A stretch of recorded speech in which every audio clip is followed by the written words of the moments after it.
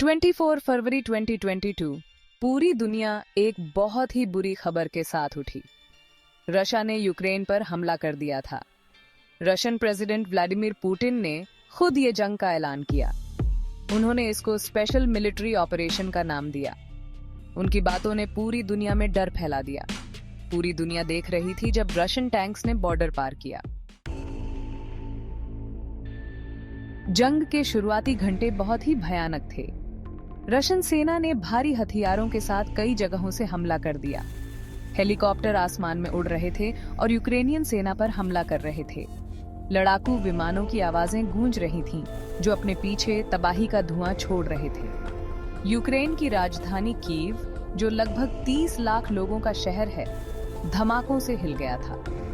Russia की रणनीति में चौंकाने वाले एलिमेंट का बहुत बड़ा हाथ था। पूरी दुनिया रशियन सेना को बॉर्डर पर जमा होते हुए देख रही थी, लेकिन किसी ने सोचा भी नहीं था कि हमला इतना बड़ा और भयानक होगा।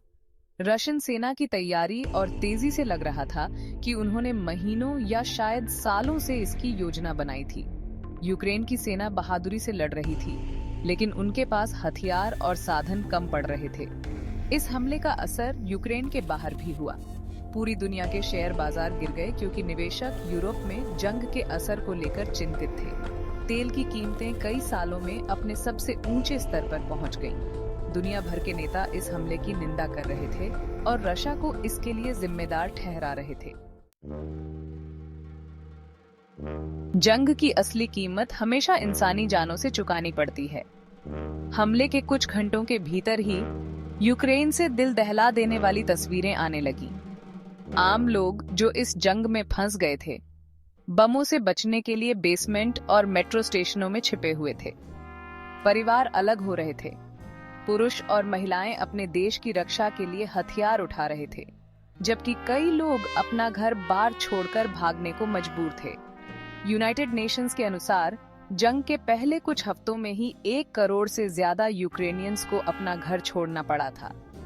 हजारों लोग इस लड़ाई में मारे गए। बमबारी, हवाई हमलों और सड़कों पर होने वाली गोलीबारी में उनकी जान चली गई। अस्पतालों में घायलों की भीड़ उमड़ पड़ी। हर तरफ पीड़ितों का तांता लग गया। इस हमले ने एक बहुत बड़ा ह्यूमैनिटेरियन क्राइसिस पैदा कर दिया। जिन इलाकों में हमले हो रहे थे, वहां खाने, पानी और दवाओं की कमी हो गई। सर्दी आते आते लाखों लोग बिना बिजली और गर्मी के रहने को मजबूर हो गए। दुनिया भर के लोग मदद के लिए आगे आए, लेकिन जरूरतें बहुत ज्यादा थीं। हर गुजरते दिन के साथ इस जंग का खामियाजा लोगों को भुगतना पड़ रहा था।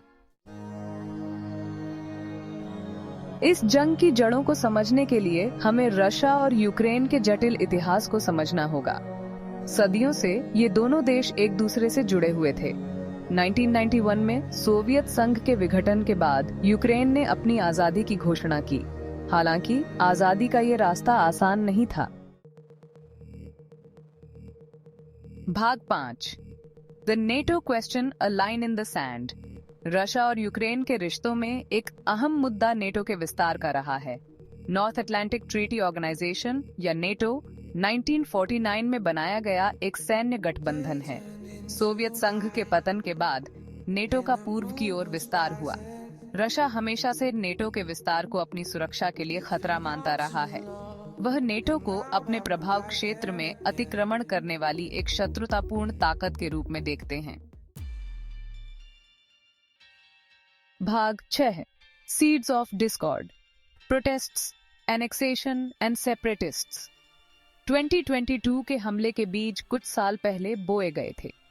2014 में पूर्वी यूक्रेन में रशिया समर्थक विरोध प्रदर्शन हुए। रशिया ने इस मौके का फायदा उठाया और यूक्रेन से क्राइमियन पेनिनसुला पर कब्जा कर लिया। क्राइमिया पर कब्जे के बाद पूर्वी यूक्रेन में एक अलगाववादी संघर्ष शुरू हो गया। रशिया समर्थित अलगाववादियों ने डोनेत्स्क और लुहांस्क क्षेत्रों के कुछ हिस्सों पर कब्जा कर लिया। यूक्रेनियन सरकार ने एक सैन्य अभियान शुरू किया। अंतर्राष्ट्रीय समुदाय ने रशिया के यूक्रेन पर हमले की तुरंत और एकजुट होकर निंदा की। यूनाइटेड स्टेट्स, यूरोपियन यूनियन और उनके सहयोगियों ने रशिया पर कई तरह के प्रतिबंध लगाए, जिसका निशाना उसकी वित्तीय व्यवस्था, ऊर्जा क्षेत्र, और प्रमुख उद्योग थे। इन प्रतिबंधों को रशिया को आर्थिक और कूटनीतिक रूप से अलग थलग करने के लिए डिजाइन किया गया था, जिससे यह दुनिया के सामने एक दुष्ट राज्य बन गया। इस हमले के बाद यूक्रेन को बड़े पैमाने पर सैन्य सहायता दी जाने लगी। यूनाइटेड स्टेट्स, यूनाइटेड किंगडम और अन्य नेटो सदस्यों ने यूक्रेन को रशियन हमले से बचाने में मदद करने के लिए अरबों डॉलर के हथियार, गोला बारूद और अन्य सैन्य उपकरण प्रदान किए।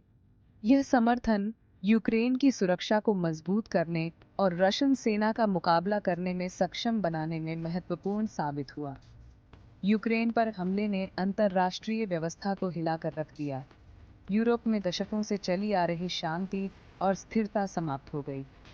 इस संघर्ष ने अंतर्राष्ट्रीय व्यवस्था के भविष्य, अंतर्राष्ट्रीय कानून की भूमिका और 21वीं सदी में शक्ति संतुलन के बारे में गंभीर सवाल खड़े कर दिए।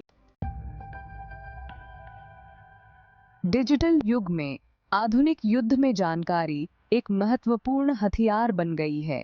यूक्रेन में संघर्ष कोई अपवाद नहीं है। रशिया और यूक्रेन दोनों ने जानकारी के मोर्चे पर अपने अभियान चलाए हैं, जिसका उद्देश्य युद्ध को अपने हिसाब से दिखाना और घरेलू और अंतर्राष्ट्रीय स्तर पर जनता का समर्थन हासिल करना है। रशिया पर गलत सूचना फैलाने, संघर्ष के बारे में झूठी और भ्रामक जानकारी फैलाने का आरोप है। रशियन सरकार द्वारा नियंत्रित मीडिया आउटलेट्स ने इस हमले को नवनाजियों और पश्चिम द्वारा नियंत्रित एक कठपुतली सरकार से यूक्रेन को मुक्त कराने के लिए एक विशेष सैन्य अभियान के रूप में चित्रित किया है। स्वतंत्र तथ्य जांचकर्ताओं और अंतर्राष्ट्रीय संगठनों द्वारा इन सभी बातों को सिरे से खारिज कर दिया गया है।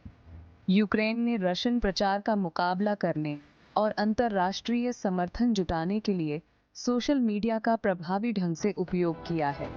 यूक्रेनियन राष्ट्रपति वोलोडिमिर ज़ेलेंस्की एक मजबूत आवाज के रूप में उभरे हैं, जो दुनिया को सीधे संबोधित करने, मदद की अपील करने और यूक्रेनियन लोगों के हौसले को बढ़ावा देने के लिए सोशल मीडिया का उपयोग कर रहे हैं। यूक्रेन में युद्ध के दूरगामी परिणाम हुए हैं, जिससे वैश्विक आर्थिक और मानवीय संकट पैदा हो गया है। इस संघर्ष ने वैश्विक आपूर्ति श्रृंखलाओं को बाधित कर दिया है, जिससे गेहूं, उर्वरक और ऊर्जा जैसे आवश्यक सामानों की कमी हो गई है। इससे दुनिया भर में महंगाई बढ़ी है और रहने की लागत में इजाफा हुआ है, खासकर विकासशील देशों में जो रशिया और यूक्रेन से आयात पर काफी हद तक निर्भर हैं। इस युद्ध ने वैश्विक शरणार्थी संकट को और बढ़ा दिया है। लाखों यूक्रेनियंस को अपना घर छोड़कर भागना पड़ा है। वे पोलैंड, रोमानिया और मोल्दोवा जैसे पड़ोसी देशों में शरण ले रहे हैं। इससे इन देशों के संसाधनों पर दबाव पड़ा है और मानवीय सहायता प्रदान करने में अंतर्राष्ट्रीय समुदाय के सामने नई चुनौतियां पैदा हुई हैं। युद्ध के आर्थिक और मानवीय नुकसान आने वाले कई सालों तक महसूस किए जा सकते हैं। इस संघर्ष ने वैश्विक अर्थव्यवस्था की नाजुकता और हमारी दुनिया के आपसी जुड़ाव को उजागर किया है। इसने संघर्ष की मानवीय कीमत और शांतिपूर्ण समाधान की तत्काल आवश्यकता पर भी प्रकाश डाला है। जैसे जैसे यूक्रेन में युद्ध लंबा खिंचता जा रहा है, भविष्य अनिश्चित बना हुआ है। इस संघर्ष के कारण पहले ही जान माल का भारी नुकसान हो चुका है, व्यापक विनाश हुआ है और एक बहुत बड़ा मानवीय संकट पैदा हो गया है। इसने यूरोप की शांति और सुरक्षा को भी तहस नहस कर दिया है और रशिया और पश्चिम के बीच एक व्यापक संघर्ष का खतरा पैदा कर दिया है। युद्ध के परिणाम यूक्रेन, रशिया और अंतर्राष्ट्रीय व्यवस्था के भविष्य के लिए दूरगामी प्रभाव डालेंगे। समझौता वार्ता अब भी अटकी हुई है और लंबे समय तक संघर्ष चलने की आशंका बनी हुई है। अंतर्राष्ट्रीय समुदाय के सामने लड़ाई को खत्म करने, रशिया को अपनी हरकतों के लिए जवाबदेह ठहराने और अधिक शांतिपूर्ण और स्थिर भविष्य बनाने का दुष्कर कार्य है। यूक्रेन का युद्ध संघर्ष की मानवीय कीमत और शांति की नाजुकता की एक कड़ी याद दिलाता है।